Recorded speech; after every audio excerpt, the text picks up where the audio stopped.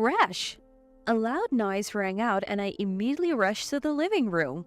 There, I found my mother-in-law Abigail, breaking dishes. My name is Sophia. I live with my husband William.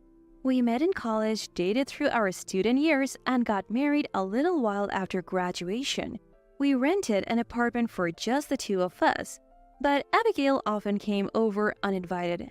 Abigail, what are you doing? Yet again, she had shown up without warning, and for some reason she was smashing our plates. I made her stop and asked why. These cheap dishes aren't fit for a meal. That was her explanation? Breaking our plates for that reason? It's our business what kind of plates we use, isn't it? But Abigail insisted that the kind of plates we used revealed our financial situation. It seemed like Abigail was eager to label me as poor. Sure, I didn't come from a wealthy family, but that doesn't mean I should be looked down upon. What's with that look? You got a problem? Abigail openly showed her anger towards me. Once I had tried to stand up to her and had received a lecture lasting over 3 hours, so now I couldn't bring myself to confront her. In the end, we settled it by agreeing to buy better plates. Is that what happened? While cleaning up the broken plates, my husband William came home. William usually takes my side, even he thinks Abigail's behavior is out of line.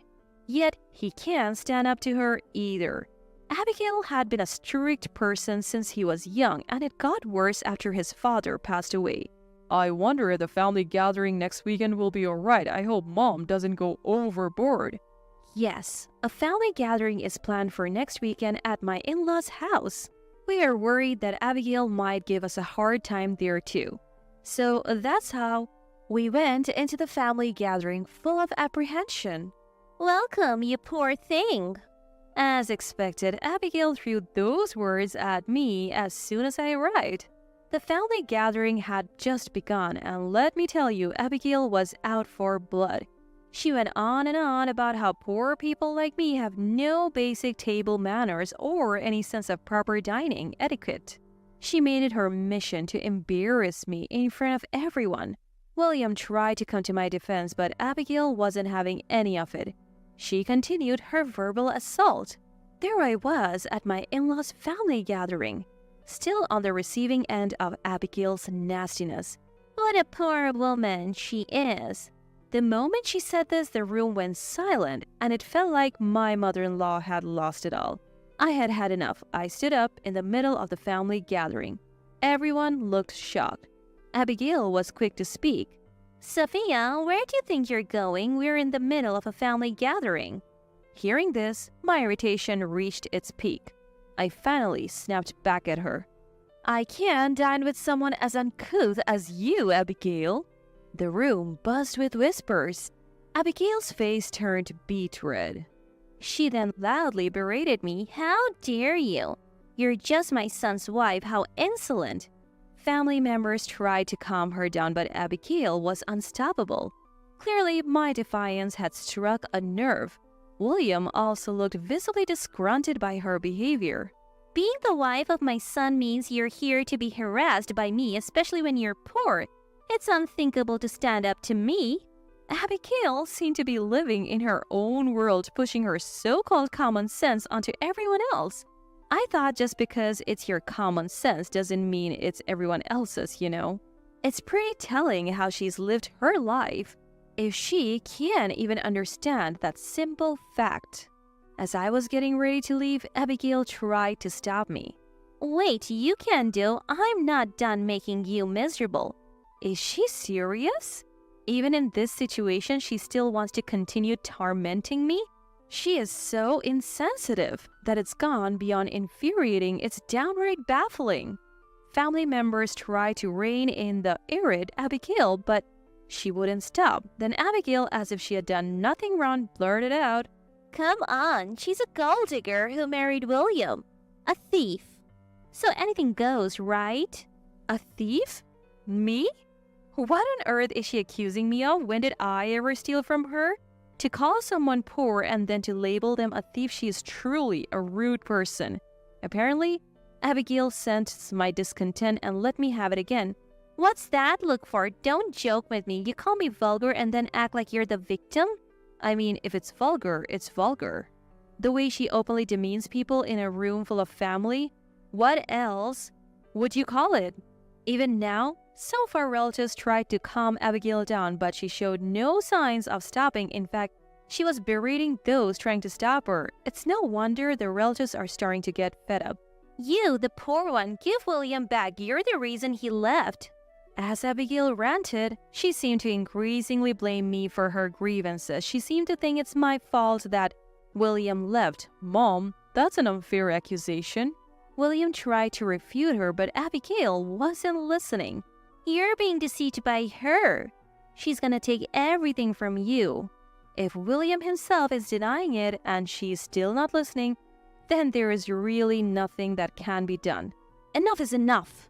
A loud voice cut through. I turned to see it was one of the relatives. They seemed quite angry that Abigail had ruined what was supposed to be a pleasant family gathering. Even after being scolded, Abigail wasn't backing down. Why am I the one getting blamed at? She's the bad one.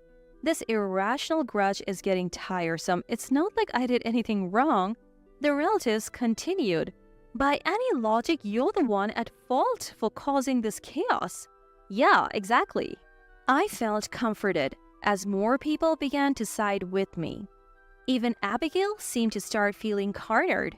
What's wrong with you all? I'm not the bad one. Do you understand the pain of having your son taken away? But we have been saying it's not like that. Wouldn't clinging to your parents' home even in your 40s and 50s be more troubling? It's about time you understood that eventually everyone has to leave the nest. Finally, the relatives spoke in unison. Get out. You're ruining this. They tried to eject Abigail from the family gathering. I hadn't wanted it to go this far, but it seems they couldn't tolerate her ruining the long-awaited reunion. The look on everyone's faces was one of sheer anger. Certainly taken aback, Abigail started saying some unbelievable things. Enough already, William. Divorce this woman right away. Whoa, what? How did divorce suddenly become the topic? She's the one in the wrong, and yet she is directing malice towards us? She really should stop. It's because of a woman like her that everyone's mad at me. She's the root of all of this. She brings bad luck. Now she's calling me a bringer of bad luck. How many derogatory terms does she have in her vocabulary? I'm starting to get curious. But honestly, listening to any more of this will just make me angry. I have got to put a stop to this soon. Abigail, just give it up. You better leave before you make things worse. As soon as I said that, Abigail started yelling again. What? This is my house. You should be the one to leave. You never should have married William. Divorce him.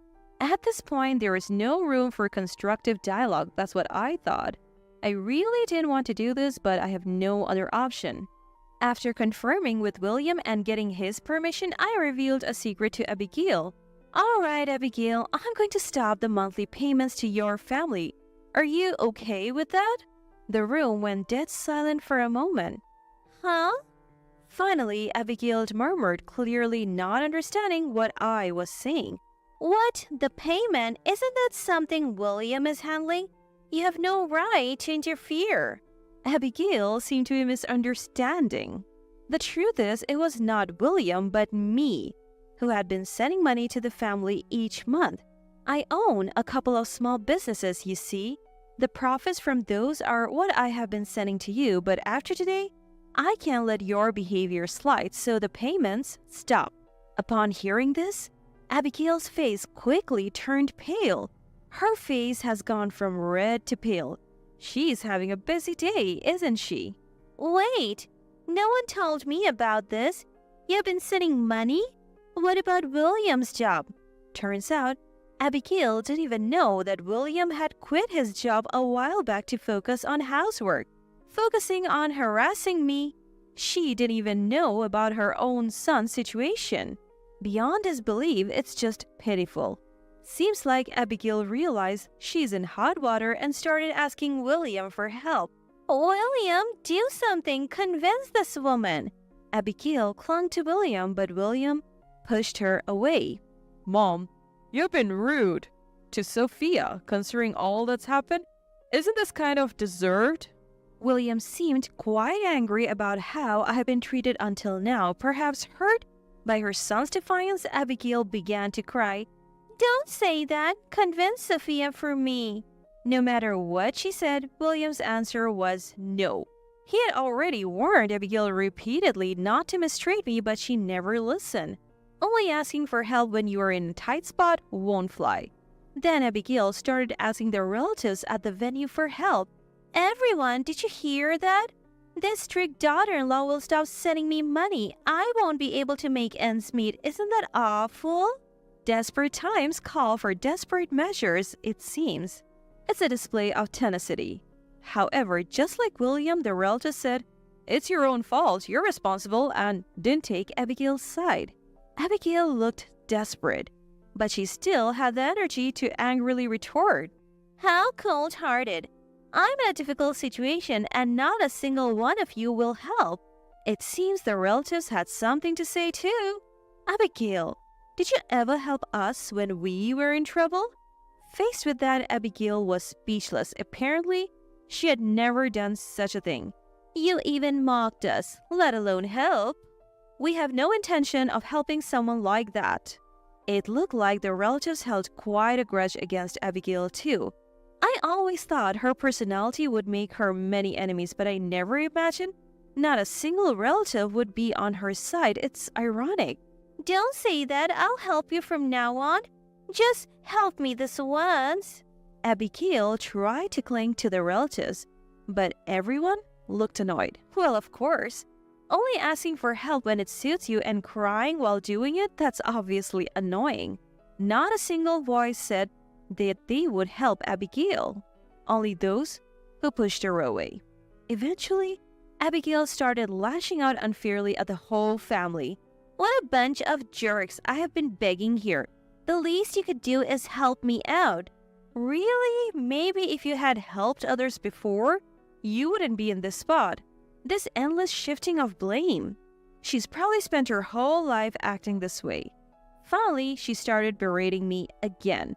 "Sophia, keep sending me money. Divorce, fine, but the money has to keep coming." What an unreasonable demand. There's no way I could agree to that. Hearing this, family members and even William spoke up. "That's way too much, even for you." Stunned, Abigail responded, "What? It's not my fault. Sophia is the one to blame." She kept repeating her claim. I'm amazed she can still say that after making everyone so angry. Soon, the atmosphere shifted towards kicking Abigail out. Cornered at the entrance, she protested.